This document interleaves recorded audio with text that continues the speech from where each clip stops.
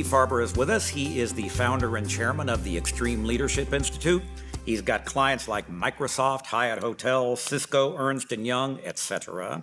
Been in business for 30 years, and he's here to talk about love. In business? In business. I know we're not accustomed to using those words in the same sentence, but... What's love got to do with it, if I may? Well, simply put, love is just damn good business. Why? Well, look, first of all, let's just understand where we are, okay? Over the last 10 years, if you look at the research from the U.S. government, among other places, we've thrown, when I say we, I mean the business community, has thrown nearly $1 trillion at leadership development. So you take that $1 trillion and compare it with the very famous Gallup study that comes out every year that measures engagement. In other words, how happy people are on the job. How happy people are on the job, right. how much they put themselves into it. Right. This year, 73% of the workforce is disengaged. Compare that with 10 years ago. When it was? 70%. Now, this is essentially the same thing. So after $1 trillion, things have gotten slightly worse. Or at least they haven't moved. They haven't So moved. we need something radical to move the needle.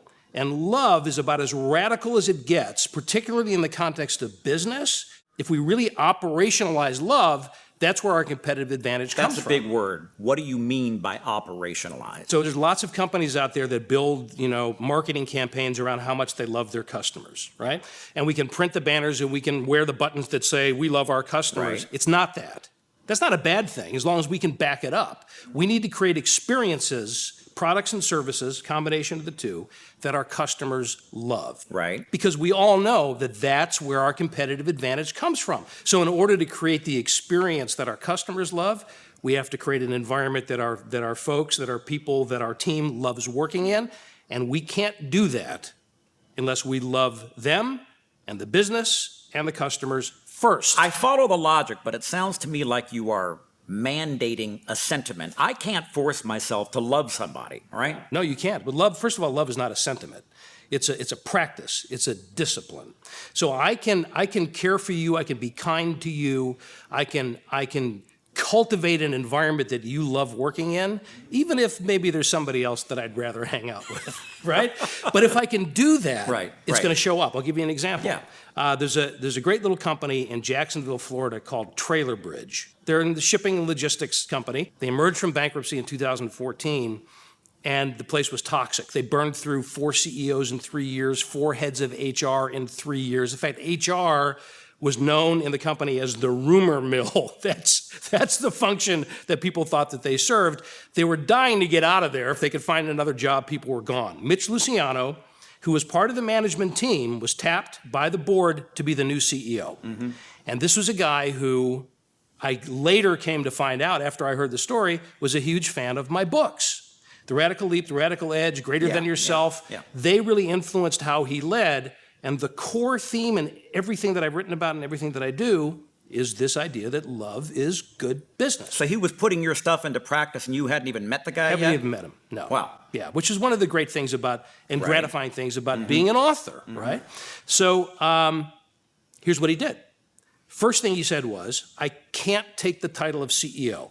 I'll take the responsibility, but I won't take the title because nobody trusts the title of CEO because we burned through them like Tinder.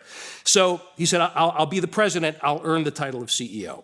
And then, now this is really important, he was coming from a place of authenticity. I love these people. I love this company. I love the future that we can create together. That's where he's coming from. So the first thing he did was, he said, we're a company of 110 people and everybody's wearing name tags. We should know each other. We should know each other's names. By now. Right? It's not like 110,000 people. It's 110 people. Yeah. So he got rid of the name tags. Then he lowered the height of the cubicles so people could actually see each other and encourage them to actually talk to each other. And then he said, we have to model this. As leaders, that starts with me. And what love looks like to Mitch is that if you come into his office and you say, hey, Mitch, can I have 5 minutes of your time? Even though he knows it's not going to be 5 minutes. It's going to be at least a half an hour. Right. Yeah. He says, yes, come in. He turns off his computer. He spins around, looks at you and says, tell me. What was the result of all this? Just the last 2 years in a row, they've been voted #1 and #2 best place to work in the city of Jacksonville, the most profitable results in the history of the company. And they they're recruiting great talent left and right because their own people are now their best recruiters. So ordinarily, we think business and love are kind of opposite ends of a dichotomy, right? Yes, Here we do. you are, a business guy, Yes. and you're not taking love lightly. I am not. All right. I do not take the word And love neither lightly. should we. Love is just damn good business. Thanks for being with us. My pleasure.